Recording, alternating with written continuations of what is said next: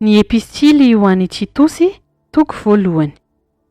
Paoly, mpanompon'Andriamanitra sy apôstôlon'i Jesosy Kristy, hampandroso ny finoan'ny olom-boafidin'Andriamanitra sy ny fahalalana tsara ny marina izay manaraka ny toe-panahy araka n'Andriamanitra. Amin'ny fanantenana ny fiainana mandrakizay, izay nampanantenan'Andriamanitra tsy mahay mandainga hatry ny fony fahagola. Fa tamin'izay andro voatendry dia nasehony ny teniny tamin'ny toriteny izay natolotra ho adidiko, araka ny didin'Andriamanitra mpamonjy antsika. Ho an'i Titosy, tena zanako araka ny finoana iombonantsika, anieny fahasoavana sy ny fiadanana avy amin'Andriamanitra iray sy Kristy Jesosy mpamonjy antsika. Izao no namelako anao tany Kreta, dia ny andaminanao izay mbola tsy tanteraka sy hanendrenao loha olona amin'ny isan-tanàna araka ny nandidiko anao. Raha misy tsy manantsiny, dia lehilahy manambady tokana, manana zanaka mino izay tsy mba hampangaina ho mpanaram-po amin'ny ratsy na ho maditra. Fa ny mpitandrina dia tsy maintsy ho tsy manantsiny, fa mpitandrina ny an'Andriamanitra, tsy mitompo teny fantatra, tsy mora tezitra, tsy mpimamo lianady, tsy mpikapoka, tsy tia harena maloto, fa mampiantrano vahiny, tia ny tsara, mahony tena, marina, masina, mahony-po. Mitana mafy ny teny marina araka ny efa nampianarina, mba hahaizany hananatra amin'ny fampianarana tsy misy kilema sady andresy lahatra ny mpanohitra. Fa maro no matitra, mpitary foana sy mpamitaka, indrindra fa ny avy amin'ny voafora. Tsy maintsy ho tapenam-bava ireo, izay mampivadika mpianakavy maro, fa mampianatra izay tsy mety mba hahazahoany harena maloto. Hoy ny anankiray amin'ireny, izay mpaminany teo aminy: mpandainga mandrakariva ny Kretana, biby ratsy, kamo be tenda. Marina izany vavolombelona izany. Ary noho izany dia hanary-mafy izy mba hatanjaka amin'ny finoana. Tsy mitandrina ny anganonganon'ny jiosy sy ny didin'ny olona izay mivily miala amin'ny fahamarinana. Madio avokoa ny zavatra rehetra raha amin'ny olona madio, fa raha amin'ny olona voaloto sady tsy mino kosa dia tsy misy madio na inona fa voaloto, na ny sainy na ny fieritreretany. Manaiky fa mahalala n'Andriamanitra izy, nefa mandaha azy amin'ny asany. Dia olona vetaveta sady tsy manaraka, ary olona tsy izy, izay tsy manao asa tsara na inona na inona. Ny epistily ho an'i Titosy, toko faharoa. Fa ianao kosa dia milazay izay miendrika ny fampianarana tsy misy kilema. Ny lehilahy antom-panahy anaro ahony tena, ho maontina, ho endry, hatanjaka amin'ny finoana, amin'ny fitiavana, amin'ny faharetana.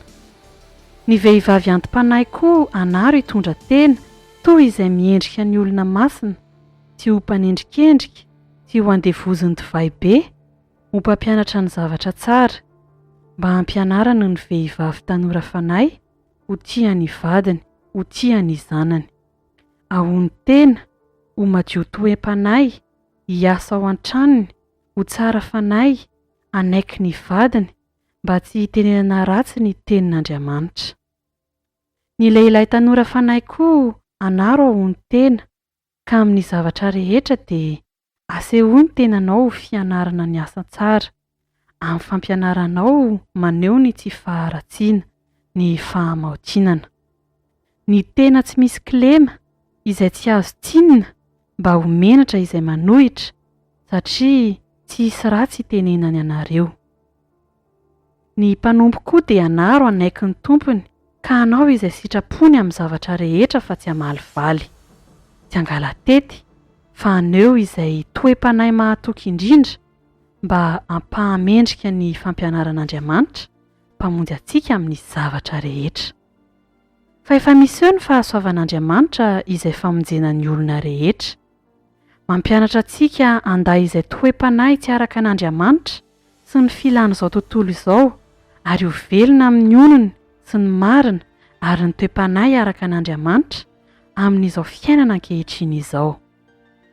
Miandry ny fanantenana mahafinaritra sy ny fisehoany voninahitr'Andriamanitra lehibe sady mpamonjy antsika dia Jesosy Kristy, izay nanolotra ny tenany hamonjy antsika mba hanavotany antsika ho afaka amin'ny ota rehetra tsy hanadiovana izay olona ho an'ny tenany sady ho mazoto indrindra amin'ny asa tsara izany.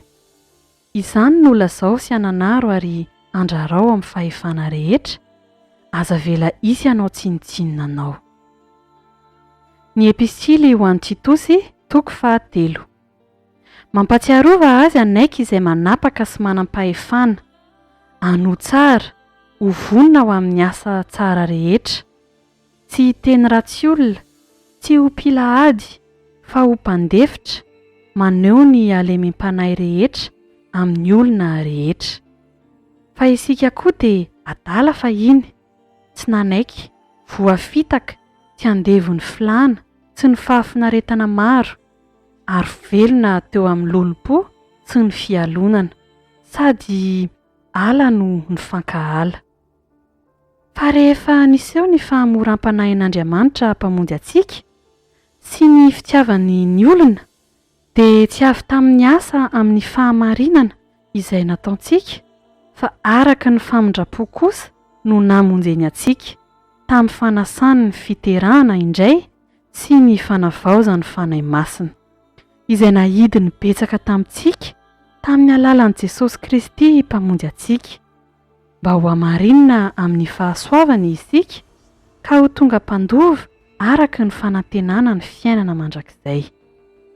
Mahatoky izany teny izany, ary izany zavatra izany dia tiako hitomponao mafy mba ho tandremana izay efa mino an'Andriamanitra ny hanao asa tsara, sady tsara no mahasoa ny olona izany zavatra izany.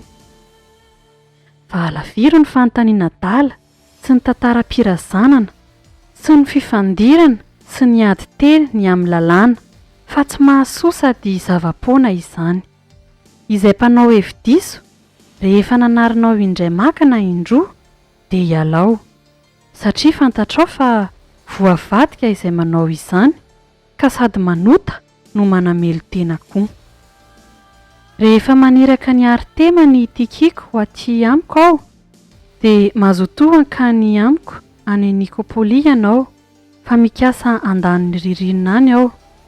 Mazotoa hamoaka ny Zena-pahalalana sy Apôlôsy mba tsy hisy zavatra ilainy, ary aoka ny antsika koa hianatra anao asa tsara, ahazahoana izay ilainy, fandrao tsy hisy vokatra izy.